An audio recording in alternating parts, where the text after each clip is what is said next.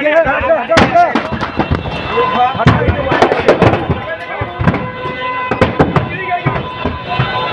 લાગવાની ઘટનાઓ તંત્ર માટે હવે કોઈ નવાઈની વાત રહી નથી, કારણ કે વારંવાર બનતી આગની ઘટનાઓમાં દોડાદોડી થાય છે, તપાસ થાય છે અને પછી આખરે થાય છે શું?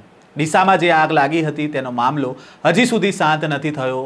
તેવામાં વધુ એક આગની ઘટના સામે આવી છે અમદાવાદમાંથી, અને 2 લોકોએ જીવ ગુમાવ્યો હોવાનું સૂત્ર તરફથી જાણવા મળ્યું છે. ફરીવાર આગની ઘટના બની છે અને તંત્ર સામે સવાલો ઊભા થયા છે કે ક્યારે આખરે આ તંત્ર જાગશે. વૈષ્ણવજન તો તેને કહીએ જે પીડ પરાઈ જાનાને રે. નમસ્કાર, નવજીવન ન્યૂઝમાં આપનું સ્વાગત છે. હું છું જયંત દાફડા. અમદાવાદના જીવરાજ પાર્ક 4 રસ્તા પાસે આવેલી જ્ઞાનંદ સોસાયટીના રહેણાંક મકાનમાં એસઆઈના ગોડાઉનમાં ભારે આગ લાગી.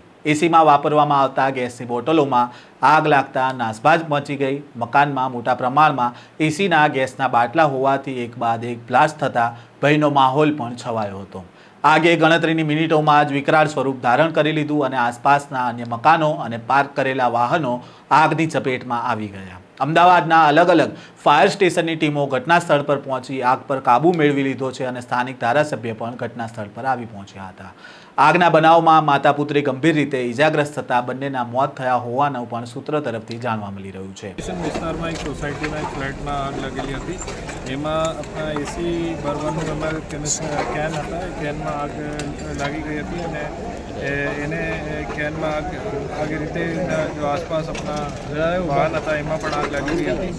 4 વાગ્યાની આશરે ઘટના છે અને એ ફાયર અને પોલીસની વ્હીકલ ત્યાં તાત્કાલિક પહોંચી ગયા હતા અને ફાયર પર અત્યારે કાબુ છે. 2 માણસ અત્યારે જીવરાજ મહેતા હોસ્પિટલમાં ક્રિટિકલ છે. ઓકે સર, કોઈ ડેથના સમાચાર છે ખરા? અત્યારે ક્રિટિકલની સૂચના છે. ઓકે સર, કેટલા લોકોને રેસ્ક્યુ કરવામાં આવશે? આમાં અત્યારે જાણવા જોગની કાર્યવાહી ચાલુ છે અને આમાં કોઈ પણ રીતની ઇલીગલ એક્ટિવિટી મળશે તો તે પણ તેને ઉપર કાર્યવાહી થશે. રહેણાંક વિસ્તારની અંદર કોમર્શિયલ ઉપયોગ થતો હોય તો એ સમયે કેવા પ્રકારના કાયદો, કલમ કે નિયમો લાગુ પડતા હોય? આ તપાસનો વિષય છે. એમાં જો પણ આપણે કાયદાના ઉલ્લંઘનની માહિતી મળશે એ ઉપર સખ્ત કાર્યવાહી થશે. આજે આગની ઘટના ક્યાં થઈ રહી છે અને શું કારણ આપે? જીવરાજ પાર્કમાં આ એક મકાનની અંદર આગ લાગેલી છે. એવી 4 વાગે અમારા કંટ્રોલ રૂમની અંદર મેસેજ આવતા અમે પ્રહલાદનગર ફાયર સ્ટેશનથી 2 ગાડીઓ છોડેલી હતી, પરંતુ આગની પરિસ્થિતિ જોતા બીજા ફાયર સ્ટેશન ઉપરથી 8 થી 10 ગાડીઓ બોલાવી અને ચારે બાજુથી પાણીનો મારો કરી અને આગને સંપૂર્ણપણે કાબૂમાં લીધેલી છે. તો જાનમાલને નુકસાન કે એવું કઈ જે 2 માણસોનું રેસ્ક્યુ કરીને કાઢેલા હતા એને આપણે અત્યારે હાલ એમ્બ્યુલન્સ મારફતે હોસ્પિટલાઇઝ કરેલા. ખાસ ક્યાંક ને ક્યાંક આ ઘરની અંદર રેસિડેન્શિયલ ભાગમાં કોમર્શિયલ પ્રવૃત્તિ થતી હોય તેમને લાગી રહ્યું શું? આ બાબતે જે કાંઈ હશે એની તપાસ કરવામાં આવશે અને તપાસ થયા પછી ચોક્કસ આનું જે કાંઈ હશે એ કરવામાં આવશે. ગેસ સિલિન્ડરના તે બધું અંદર જે હતું ધડાધડ ફૂટવા માંડ્યું ને જાણે કે એક જાતનો બોમ્બ મારો થયો એવું વાતાવરણ થઈ ગયું હતું સોસાયટીમાં. સોસાયટીના આસપાસના બધામાં પાછળ કોમર્સ પ્લોટમાં એક બાજુની સોસાયટી સુધી બધું ઉડીને ગયું છે અને ગભરાટનો એકદમ માહોલ ફેલાઈ ગયો છે. ખાસા ગભરાટનો માહોલ તો છે, પણ અત્યાર સુધી આ રીતની પ્રવૃત્તિ તમે કેવી રીતે સહન કરી? કેમ? સોસાયટીએ ચેરમેને નોટિસ આપેલી છે, એએમસીને પણ લેખિતમાં જાણ કરેલી હતી, પણ છતાં પણ તંત્રએ કોઈ એનું ધ્યાન દોર્યું નથી અને બેદરકારી દાખવી છે. ક્યાંક ને ક્યાંક આ ગંભીર બેદરકારી સોસાયટીની પણ ભૂલ ગણાય. સોસાયટીના ચેરમેન સેક્રેટરીએ અને 2-3 વખત નોટિસ આપી છે, પણ છતાં પણ એને કોઈ વ્યવસ્થિત એનો ઉકેલ લાવ્યો નથી અને નોટિસ લેખિતમાં જ આપેલી છે, લેખિતમાં એનો જવાબ પણ મળેલ છે. આગની ઘટનામાં એએમસી અને મકાન માલિકની પણ બેદરકારી હોવાનું સામે આવી રહ્યું છે. જ્ઞાનંદા સોસાયટીના હોદ્દેદારોએ 1 વર્ષ પહેલાં જ રહેણાંક મકાનનો જે રીતે ઉપયોગ થઈ રહ્યો હતો તેની સામે વાંધો ઉઠાવ્યો હતો અને મકાન માલિકને નોટિસ આપી હતી. જે તે સમયે એએમસીને પણ પત્ર લખીને જાણ કરવામાં આવી હોવાનું પણ સામે આવ્યું છે.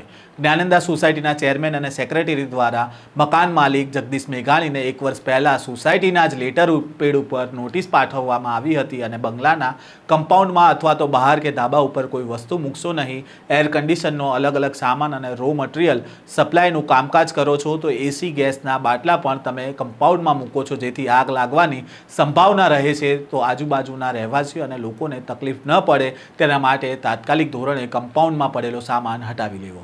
કોઈ અગમ્ય કારણ બનશે તો તેના માટે તમે જવાબદાર રહેશો. આ પ્રકારની નોટિસ આપવામાં આવી હતી અને આ સામાન હટાવી લેવાનું પણ કહેવામાં આવ્યું હતું. છતાં 1 વર્ષ સુધી આ રીતે સામાન મૂકી રાખવામાં આવ્યો. ત્યારે આજે આ ગંભીર દુર્ઘટના બની છે, જેમાં 2 લોકોએ જીવ ગુમાવ્યો હોવાનું પણ સૂત્ર તરફથી જાણવા મળી રહ્યું છે. જીવરાજ પાર્કમાં આવેલી જ્ઞાનંદા સોસાયટીના એક ઘરમાં મોટા પ્રમાણમાં રાખવામાં આવેલી એસી અને એસીના ગેસની બોટલોમાં આગ ફાટી નીકળી. ગેસની બોટલો હવામાં ઉડીને આસપાસના મકાનોની બારી પર અથડાતા કાચ પણ તૂટ્યા. આ ગોડાઉન અંગેનો પત્ર મ્યુનિસિપલ કોર્પોરેશનને પણ લખવામાં આવ્યો હતો, છતાં પણ કેમ કોઈ અધિકારીએ પગલાં ન લીધા, જેના કારણે આજે આ આગની ઘટના બની. શું આ અધિકારીઓ સામે પગલાં ન લેવા જોઈએ, જેમને જાણ કરવા છતાં પણ કોઈ કાર્યવાહી ન કરી? જ્યારે પણ આવી કોઈ ઘટના બને છે ત્યારે જ કેમ ઊંઘમાંથી તંત્ર ઉઠે છે? ડીસામાં પણ જોયું કે જે પ્રકારે ફટાકડાની ફેક્ટરીમાં આગ લાગી એટલે આખા ગુજરાતમાં તંત્ર દ્વારા ગેરકાયદેસર ફટાકડા રાખતા અને બનાવતી ફેક્ટરીઓ પર દરોડા પાડવામાં આવી રહ્યા છે. પણ આ બધું પહેલાં કેમ નથી થતું? લોકોના જીવ જાય ત્યારે જ કેમ તંત્ર દોડધામ કરે છે? અમદાવાદમાં આ આગની ઘટના બની છે. ઘરની અંદર આખું ગોડાઉન ચાલતું હતું. સોસાયટીએ કોર્પોરેશનને જાણ કરી હતી, ત્યારે જાગી નહીં અને આજે આગ લાગી છે. હવે આ બનાવ બાદ તંત્ર જાગશે, કેટલીક જગ્યાએ દરોડા કરશે, નોટિસ આપશે, સીલ કરશે. પણ જ્યારે આ ઘટના બને છે ત્યારે જ કેમ તંત્રને આ બધું યાદ આવે છે? આ અંગે તમારો શું મત છે? કોમેન્ટ બોક્સમાં જરૂરથી જણાવજો. ફરી મળીશું નવા વિષય સાથે. નમસ્કાર. વૈષ્ણવજન તો તેને કહીએ જે પીડ પરાઈ.